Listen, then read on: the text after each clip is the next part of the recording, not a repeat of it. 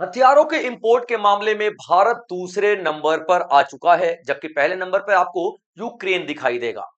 Global import का भारत 8.2% हथियार import करता है और यूक्रेन 8.9%।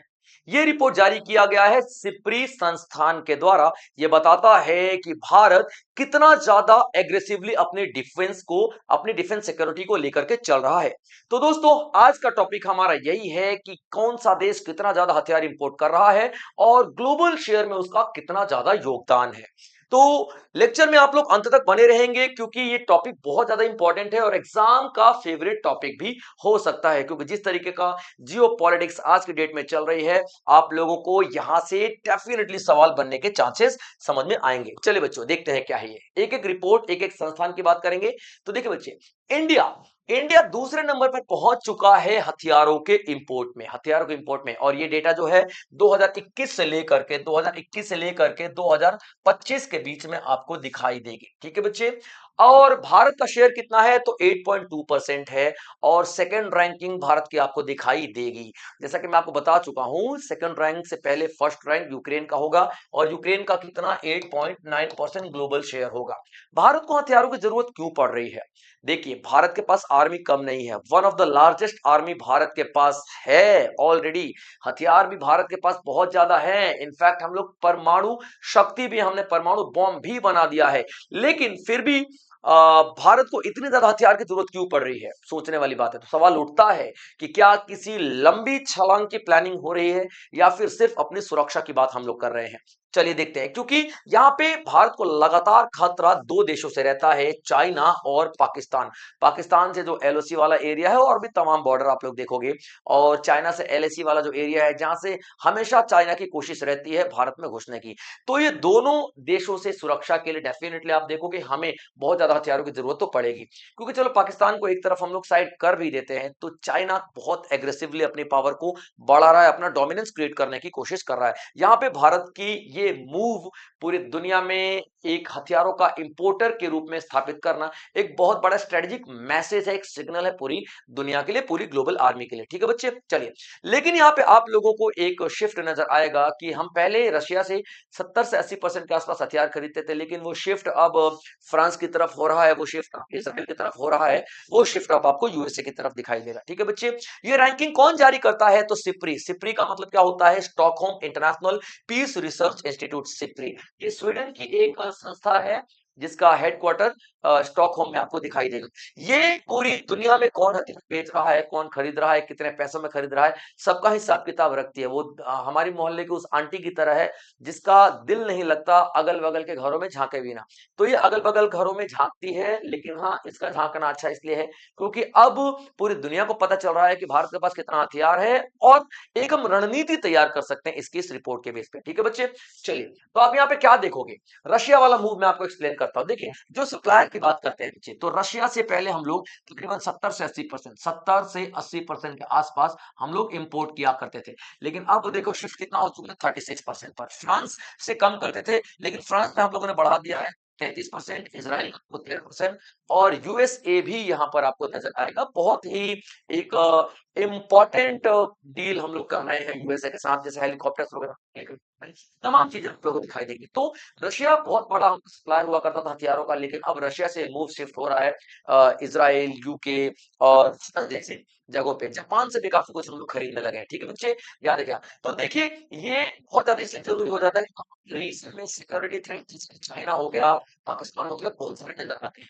ग्लोबल इंपोर्ट पे, यानी कि कौन सा देश कितना ज्यादा इंपोर्ट करता है हथियारों का। देखिए, हथियार खुद बनाना और फिर इंपोर्ट करना मैटर नहीं करता है। मैटर ये करता है कि आपके पास हथियार कितने हैं जियो पॉलिटिक्स में।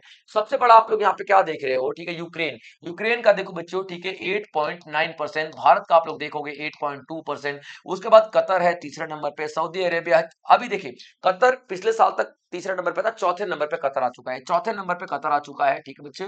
पांचवें नंबर पे आपको दिखाई देगा ये सऊदी अरेबिया दिखाई देगा चौथे नंबर पे। चौथे नंबर पे, तीसरे नंबर पे सऊदी अरेबिया दिखाई देगा, और पांचवें नंबर पे आपको पाकिस्तान पहले भी था और पहले भी है। तो लेकिन पाकिस्तान का शेयर 4.1% हो चुका है, पहले 4.6% था, यानी कि पाकिस्तान का पिछले सालों में जितना नुकसान हुआ है उसका रक्षा बजट थोड़ा डगमगा गया है। तो ये टॉप 5 कंट्रीज आप लोग देख लोगे, यूक्रेन सबसे ज्यादा इंपोर्ट करता है, उसके बाद भारत हो गया, उसके बाद सऊदी अरेबिया हो गया, उसके बाद कतर हो गया, और उसके बाद पाकिस्तान हो गया। ये 5 देशों का इंपोर्ट सबसे ज्यादा आप लोगों को देखने के लिए मिलेगा। अब जरा एक्सपोर्ट पे भी नजर डाल देते हैं। एक्सपोर्ट चौंकाने वाला है, चौंकाने वाला। और क्यों चौंकाने वाला है? क्योंकि यूनाइटेड स्टेट, ठीक है बच्चे, यूनाइटेड स्टेट्स 42%, अमेरिका 42% अकेला पूरी दुनिया में एक्सपोर्ट करता है हथियारों का। ये तो मुझे लगता है, देखो ये क्या करता है ना, स्ट्रेटेजिक फायदा उठाता है। दो देशों को लड़ा लेगा, जो कमजोर होगा उसको हथियार बेच देगा। अभी देखो पाकिस्तान को क्या कर रहा है, धड़ल्ले पे धड़ाधड़ धड़ाधड़ धड़ाधड़ हथियार बेच रहा है। क्यों? क्योंकि भाई फायदा है उसका। उसके बाद आप देखोगे फ्रांस दूसरे नंबर पे आ जाएगा, तीसरे नंबर पे रशिया देखोगे, चौथे नंबर पे जर्मनी, पांचवें नंबर पे आपको चाइना दिखाई देगा। ये वो देश हैं जो कि हथियार एक्सपोर्ट कर रहे हैं, यानी कि अच्छा खासा हथियार बना रहे हैं, पैसा भी अच्छा खासा कमा रहे हैं, ठीक है बच्चे। शिफ्ट फ्रॉम रशिया, जैसा कि मैं आपको बता ही चुका हूं, रशिया से फ्रांस, इसराइल और यूके की तरफ हम लोग शिफ्ट हो रहे हैं। 11 से लेकर के 15, 4 सालों में हमारा 70% के आसपास था इंपोर्ट रशिया से हथियारों का, जो 16 से 20 तक 51% हुआ, 21 से 25 तक 40% के आसपास आ चुका है।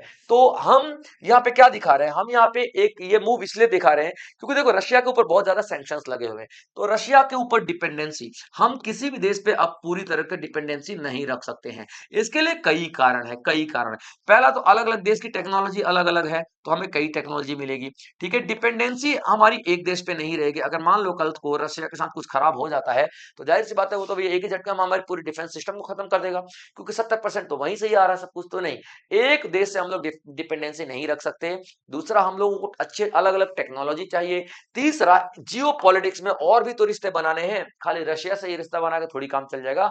हमें यूके के साथ भी रिश्ता बनाना है, इसराइल के साथ भी बनाना है, यूएस के साथ भी बनाना है, फ्रांस के साथ भी रिश्ता बनाना है भाई। चलिए आप देख लेते हैं हम किस किस के साथ, अब रशिया के साथ डील तो कर ही रहे हैं, इसके अलावा किस किस के साथ डील कर रहे हैं। तो उसमें देखो रशिया के बाद सबसे बड़ा डील आपको दिखाई देगा फ्रांस का। तो फ्रांस के साथ हम क्या क्या डील कर रहे हैं, ध्यान समझना। फ्रांस के साथ अभी हाल ही में हम लोग 2025 में एक 26 राफेल की डील की थी, 26 राफेल। लेकिन ये सेकंड डील थी। 2016 में हम लोगों ने 2016 में हम लोगों ने 36 राफेल खरीदने थे। उसके बाद हम लोग 2025 में 26 राफेल। और अभी अभी जो इमानुएल मैक्रोन की बात कर रहे हैं, जो डील हुआ था उनके बीच में, तो कितना, 114 राफेल खरीदने की बात हुई थी। यानी कि टोटल 176 राफेल खुद भारत में अभी हो जाएगा। इतने राफेल तो खुद फ्रांस में नहीं है, लेकिन भारत बना रहा है।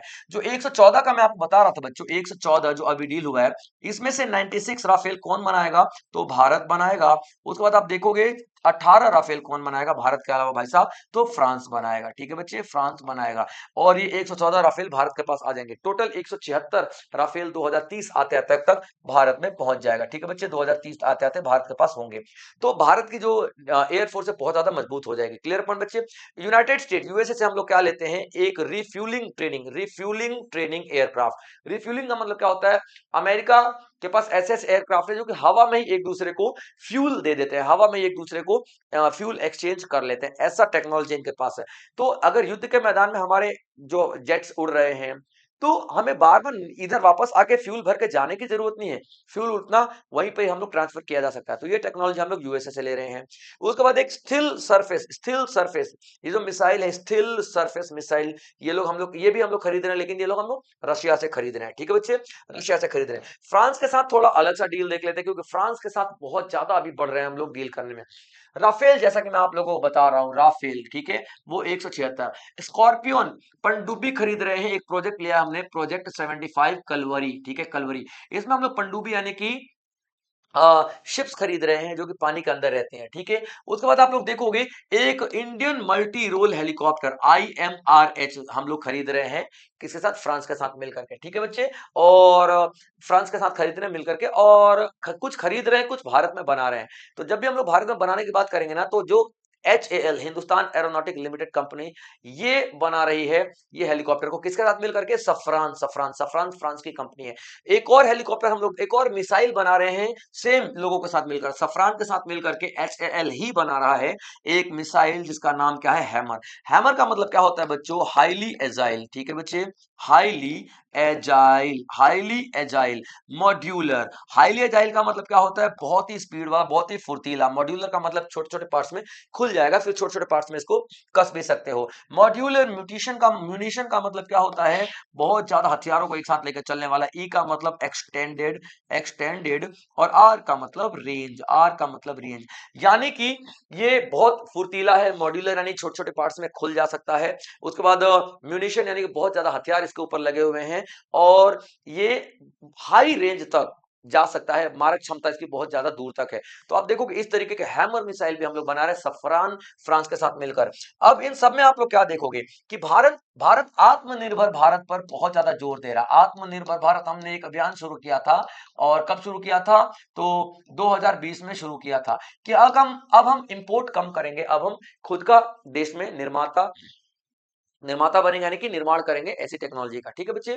तो growth of indigenous defence manufacturing, अब हम लोग भारत के अंदर ही हमारी डिफेंस मैन्युफैक्चरिंग को मजबूत करेंगे, ठीक है। जिसके लिए देखो बजट कितना दिया गया था, ये वाला लास्ट वाला बजट कितना था, 7.85 करोड़ का, ठीक है बच्चे, 7.85 करोड़, यानी पिछले साल के जो बजट था उससे 15% का इंक्रीज है हमारे डिफेंस बजट में। और इसमें से आप क्या देखोगे, 1.39 lakh crore allocated for domestic procurement, यानी कि जो हमारी लोकल कंपनियां है ना छोटी छोटी, उनको कॉन्ट्रैक्ट दिया जाएगा 1.39 लाख करोड़ का। और 75% जो कैपिटल एक्विजिशन होगा, 75% जितना भी हमारे बजट है ना 7.85 लाख, इसका 75% जो खरीदारी होगी ना भारत की कंपनियों से होगी, भारत की कंपनियों से। इससे क्या होगा, पैसे बाहर भी नहीं जाएंगे और हमारी भारत की कंपनियां और भी ज्यादा प्रेरित होंगी ऐसे ऐसे रक्षा इक्विपमेंट बनाने के लिए। क्लियर है पॉइंट बच्चों, और टारगेट एक ही है, आत्मनिर्भर भारत बनना डिफेंस सेक्टर में, ठीक है बच्चे। चलिए अब यहाँ पे आप देख सकते हो डिफेंस का ग्रोथ। तो 2021-22 में बजट कितना था, 4.48 करोड़ का, 22-23 में कितना था, 5.25 करोड़ का, 23-24 में कितना था, 5.95 करोड़ का, और 6.20 लाख था 24-25 में। उसके बाद देखो कि 25-26 में 6.81 का, और फिलहाल 26-27 जैसे मैंने आपको बता दिया तो 7.28 लाख करोड़ का बजट आपको दिखाई देगा, ठीक है बच्चे। यानी कि पिछले साल से अप्रोक्सीमेटली 15% के आसपास बढ़ाया गया है। चलिए अब देख लेते आत्मनिर्भर भारत में हम लोगों ने और क्या क्या चीजें देखी हैं। आत्मनिर्भर भारत में देखिए, ये जो आपको आत्मनिर्भर भारत यानी कि वैल्यू ऑफ प्रोडक्शन, हमने जितना प्रोडक्शन किया 2014-15 में 46,429 करोड़ का हम लोगों ने उत्पादन किया था डिफेंस सेक्टर में। 23-24 में बढ़ के 1,27,265 करोड़ का हो चुका है। उसके बाद आप लोग देखोगे ये हमारे पास तीन गुना जंप आपको दिखाई देगा हमारे डिफेंस प्रोजेक्शन में। और इसमें से 21% जो है ना टोटल आउटपुट प्राइवेट सेक्टरों का है, यानी कि प्राइवेट सेक्टर कितना कंट्रीब्यूट कर रहे हैं पूरे में से 21%। लेकिन अभी प्राइवेट सेक्टर बहुत ज्यादा कंट्रीब्यूट करेंगे आगे चल के। यानी कि भारत ये प्रोडक्शन कैसे कर पा रहा है डिफेंस सेक्टर में, इसके पास 14 डिफेंस पब्लिक सेक्टर यूनिट्स यानी कि सरकारी कंपनियां हैं, कितनी, 16 नॉट 14। उसके बाद प्राइवेट कंपनियां 430 कंपनियों को इसने लाइसेंस दे रखा भारत ने, ताकि ज्यादा ज्यादा उत्पादन हो, वो प्राइवेट कंपनियां हैं। और 16,000 MSMEs यानी कि माइक्रो स्मॉल मीडियम एंटरप्राइजेस हैं, कोई हेलीकॉप्टर के पहिए बना रहा है, कोई नट बना रहा है, कोई रबर बना रहा है, मतलब छोटी छोटी कंपनियां 16,000। ये सबको सपोर्ट किया जा रहा है, क्या करने के लिए, आत्मनिर्भर भारत बनने के लिए। क्लियर है बच्चों। और इसके अलावा 100 से ज्यादा देशों के साथ इसके टाइप्स हैं। उसके बाद यूएसए, फ्रांस और आर्मेनिया, ये वो देश हैं जो कि भारत से हथियार खरीदते भी हैं। यानी कि हम भारत से खरीदते हैं, इंपोर्ट करते हैं, लेकिन इन देशों को हम लोग एक्सपोर्ट भी करते हैं। और आर्मेनिया सबसे ज्यादा ऊपर लिस्ट में है, यानी कि आर्मेनिया को हम सबसे ज्यादा रक्षा उपकरण आज की डेट में बेचते हैं। क्लियर पॉइंट बच्चों। अब देखते हैं ये पूरा जो रिसर्च है किसने किया है, कि कौन सेकंड रैंक पे, कौन फर्स्ट रैंक पे। तो सिप्री सिप्री सिप्री का मतलब क्या होता है, Stockholm International Peace Research Institute, एक इंडिपेंडेंट इंस्टीट्यूट है जो कि इंटरनेशनल रिसर्च करता है कि किसके पास कितने हथियार है, किसके पास कितने हथियार कम है, सारी सारी चीजें, ठीक है। और ये फोकस करेगा कॉन्फ्लिक्ट, यानी किन किन देशों में झगड़ा हो रहा है, आर्मामेंट्स कौन कौन से देश ज्यादा हथियार बना रहे हैं, कौन कौन से देश हथियारों पे कंट्रोल कर रहे हैं, कौन कौन से देश अपने हथियारों को बर्बाद कर रहे हैं, ये सब कुछ ये देखता है, उन्हीं के बेसिस पे ये पूरी पूरी रिपोर्ट दे देता है। 1966 में इसको बनाया गया था। इसका हेडक्वार्टर आप लोग देखोगे स्वीडन स्टॉकहोम में। क्लियर पॉइंट बच्चों, याद रखना। ये क्या पब्लिश करता है? ग्लोबल आर्म्स ट्रेड डेटा और डिफेंस रिपोर्ट, यानी कि कौन कौन कितना कितना ट्रेड कर रहा है डिफेंस सेक्टर में, और कौन कौन कितना कितना प्रोडक्शन कर रहा है डिफेंस सेक्टर में, पूरी की पूरी ये डिटेल आपको दे देता है। ठीक है, इंडिया के लिए इंपोर्ट इतने ज्यादा इंपॉर्टेंट क्यों है? क्योंकि देखो इंडिया का जो बॉर्डर सिक्योरिटी है ना, बहुत ज्यादा थ्रेट में रहता है, हमेशा ही देखो कुछ ना कुछ टेंशन लगी रहती है। आप देखोगे तो चाइना के साथ अलग टेंशन चल रही है, पाकिस्तान के साथ अलग टेंशन चल रही है, चाइना अग्रेसिवली आगे बढ़ रहा है, हमें धमकियां देता रहता है। तो भैया हम भी तो करेंगे ना यार, हम भी तो अपना इंपॉर्टेंट बढ़ाएंगे ना, हम भी तो अपना पूरी पूरी कोशिश करेंगे कि ज्यादा ज्यादा हम लोग प्रोडक्शन करें, या फिर ज्यादा ज्यादा हम लोग हथियार इकट्ठे करें। वही हम लोग कर रहे हैं। एडवांस टेक्नोलॉजी वेपन की जरूरत थी हमें, हमें मॉडर्नाइज करने की जरूरत है हमारे इंडियन आर्म फोर्सेस को, हमारी नेवी को, एयरफोर्स को बहुत ज्यादा पावर, बहुत ज्यादा ताकत देने की जरूरत थी। और सिर्फ इसलिए क्योंकि चाइना एग्रेसिवली बढ़ रहा है इंडियन ओशन रीजन में। आप देखना चाइना के दबदबा धीरे धीरे बढ़ रहा है, साउथ साउथ चाइना सी में तो अपना कर ही चुका है। तो ओवरऑल आप देखोगे इंडो पैसिफिक रीजन में भी आप पूरा देख लो, अच्छा खासा बढ़ोतरी कर रहा है, और यूएसए इसीलिए तो इसके खिलाफ जा रहा है भाई साहब। तो चाइना के बढ़ते हुए कदमों को काउंटर करने के लिए हमें भी अपने हथियार बढ़ाने पड़ेंगे, हमें भी अपना डिफेंस सिक्योरिटी बढ़ानी पड़ेगी, और इसीलिए भारत ये बढ़ा रहा है और सेकंड रैंक पे भारत आ चुका है। तो दोस्तों ये था हमारा आज का सेशन। आई होप आप लोगों ने एंजॉय किया होगा और तमाम नोट्स जरूर बनाए होंगे। तो इसी तरीके के और भी बेहतरीन सेशंस में आप लोगों के लिए लेकर के आता रहूंगा। तब तक आप लोग अपना ध्यान रखेंगे बच्चों। जय हिंद।